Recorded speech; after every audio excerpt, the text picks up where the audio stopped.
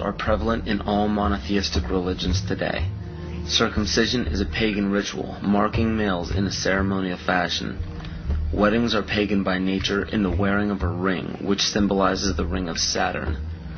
Funerals follow the same pagan-derived ritual when a sacred geometrical tomb is placed over a grave to embody and immortalize the spirit.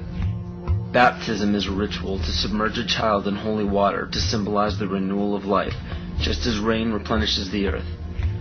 The Holy Grail filled with wine is a representation of the blood that comes from the birth canal during menstruation, not the blood of Christ. This ritual was taken over by the patriarchal society. Males could not give life as women do, so to symbolize a male giving life was to draw blood, which could only be done by injury. In ancient Egypt, the goddess Isis was the personification of wisdom. Pharaoh Akhenaten changed the worship to himself as he proclaimed himself Amun-Re, the sun god. The word Amen at the end of a prayer spawned from the praise given to Amun-Re. From there, the Hebrews left Egypt and traveled north into the Middle East, where they encountered the Canaanites, who worshipped the god of Saturn, El. The merging of these three gods became the name of the land today, which is known as Isis, Re, El, or Israel. 98% of Judaism is based around the worship of Saturn. And the sacred day of worship is Saturday. The worship practice on Sunday is originated from the Egyptians who worshipped the sun god. Most people simply pass these things off and never question their origins, but this just scratches the surface of the pagan influence over the present day. It is not just found in religions. It is found right here in our own backyard.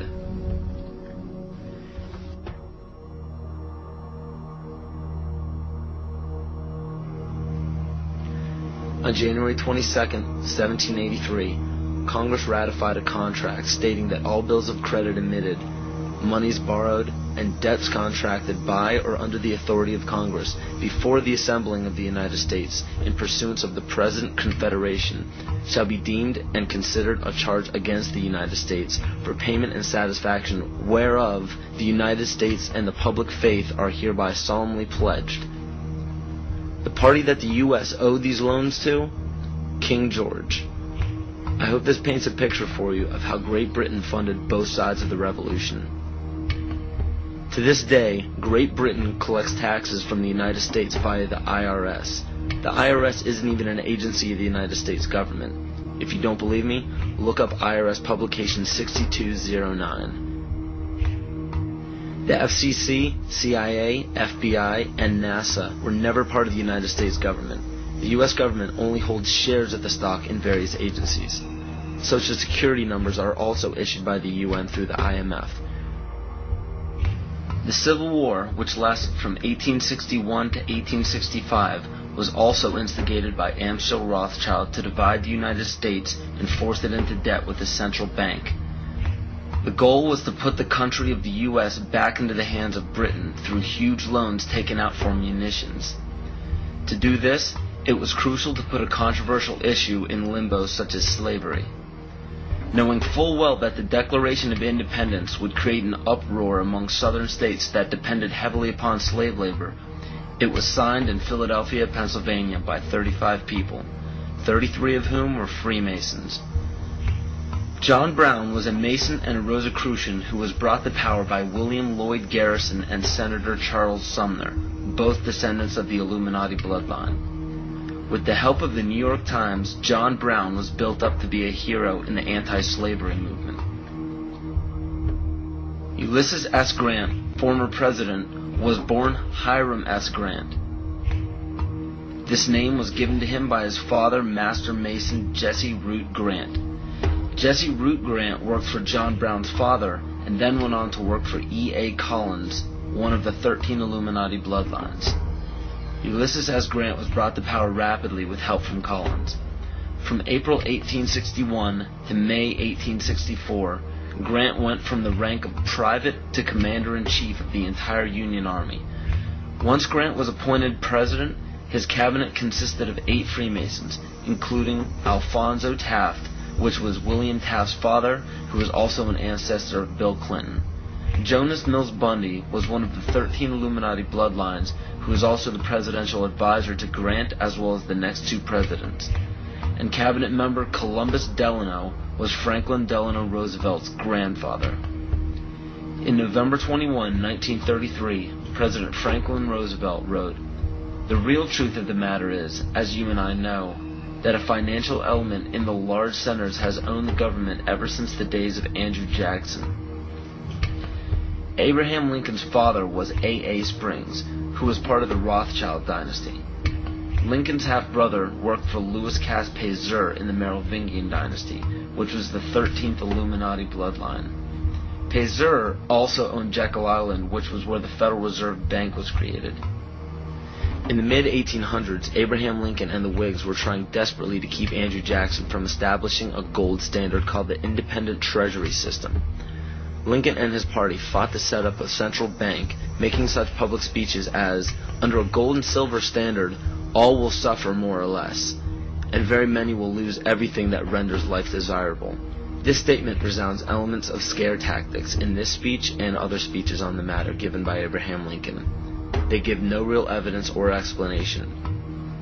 In the early 1900s, after a failed attempt for Woodrow Wilson to set up what was called the League of Nations following World War I, Wilson and his advisor, Colonel House, set up the Institute of International Affairs. This institute had two branches, one set up in England called the Royal Institute of International Affairs, and the Council on Foreign Relations was incorporated as the American branch in New York on July 29, 1921. Founding members include Colonel House, J.P. Morgan, John D. Rockefeller, and a few others. A national income tax was declared unconstitutional in 1895 by the Supreme Court, but a constitutional amendment was proposed in Congress by Senator Nelson Aldrich. This makes much more sense when you notice that Nelson Aldrich was also known as being the authentic voice of J.P. Morgan and later married into the Rockefeller family. Today, 27 to 35% of American workers' pay is taxed, and this money goes to a central bank called the Federal Reserve, or the Fed. For those of you who are unaware of the Federal Reserve Bank and what it is capable of, it is a non-government-owned bank that provides the U.S. with all of its currency. They control the inflation rate by the amount of money in circulation. Yet the most amazing aspect of the central bank is the suspension of specie payments, in which the Fed can refuse to pay their obligations, yet taxpayers must pay their debts or go bankrupt. In other words, the suspension of specie payments is the central bank's right to breach a contract with no penalty whatsoever. In even simpler terms, it's called theft. How is it that the Fed is allowed to breach any contract they wish without penalty from the government? The answer is simple. The Federal Reserve Bank has power over the government instead of under it. Carroll Quigley, Bill Clinton's mentor while at Georgetown University, wrote of central banks, "They want nothing less than to create a world system of financial control in private hands, able to dominate the political system of each country and the economy of the world as a whole, controlled in a feudalist fashion by the central banks of the world acting in concert, by secret agreements arrived at in frequent private meetings and conferences." It is important to note that nearly all of the founders of the Federal Reserve Bank were involved in the conception of the Council on Foreign Relations. Since 1934, when the Fed was established, almost every United States Secretary of State, all Secretaries of War or Defense since Henry L. Stimson, almost every head of CIA since Allen Dulles, nearly all presidential candidates, Dwight D. Eisenhower, JFK, Richard Nixon, and Bill Clinton were members of the CFR.